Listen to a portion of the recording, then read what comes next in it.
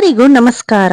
ನೀವು ಪಂಚಮುಖಿ ಆಂಜನೇಯ ವಿಗ್ರಹವನ್ನ ನೋಡಿರಬಹುದು. ಆದರೆ ಹನುಮಂತನು 5 ಮುಖಗಳನ್ನು ಏಕೆ ತಾಳಿದನು ಮತ್ತು ಇದರ ಹಿಂದಿರುವ ಅದ್ಭುತ ರಹಸ್ಯವೇನು ಎಂಬುದು ನಿಮಗೆ ತಿಳಿದಿದೆಯೇ? ಅದನ್ನ ನಾನು ನಿಮ್ಗೆ ಈ ವಿಡಿಯೋದಲ್ಲಿ ತಿಳಿಸ್ತಾ ಹೋಗ್ತೀನಿ. ಈ ವಿಡಿಯೋ ಇಷ್ಟ ಆದ್ರೆ ವಿಡಿಯೋಗೆ ಒಂದು ಲೈಕ್ ಮಾಡಿ, ಹಾಗೆ ಸಬ್ಸ್ಕ್ರೈಬ್ ಮಾಡೋದನ್ನ ಮರಿಬೇಡಿ. ಈ ಕಥೆ ರಾಮಾಯಣದ ಯುದ್ಧದ ಸಮಯದಲ್ಲಿ ನಡೆಯುತ್ತದೆ. ರಾವಣನು ಯುದ್ಧದಲ್ಲಿ ಸೋಲುವ ಹಂತದಲ್ಲಿದ್ದಾಗ ಪಾತಾಳ ಲೋಕದ ದೊರೆ ಅಹಿರಾವಣನ ಸಹಾಯವನ್ನು ಕೇಳುತ್ತಾನೆ. ರಾವಣನಿಗೆ ಸಹಾಯ ಮಾಡಲು ಒಪ್ಪಿದ ಅಹಿರಾವಣ ಶ್ರೀರಾಮ ಮತ್ತು ಲಕ್ಷ್ಮಣರನ್ನು ಅಪಹರಿಸಿ ಪಾತಾಳ ಲೋಕಕ್ಕೆ ಕರೆದೊಯ್ಯುತ್ತಾನೆ. ಅಹಿರಾವಣನ ಜೀವವು 5 ದಿಕ್ಕುಗಳಲ್ಲಿ ಇರುವ 5 ದೀಪಗಳಲ್ಲಿ ಇರುತ್ತದೆ.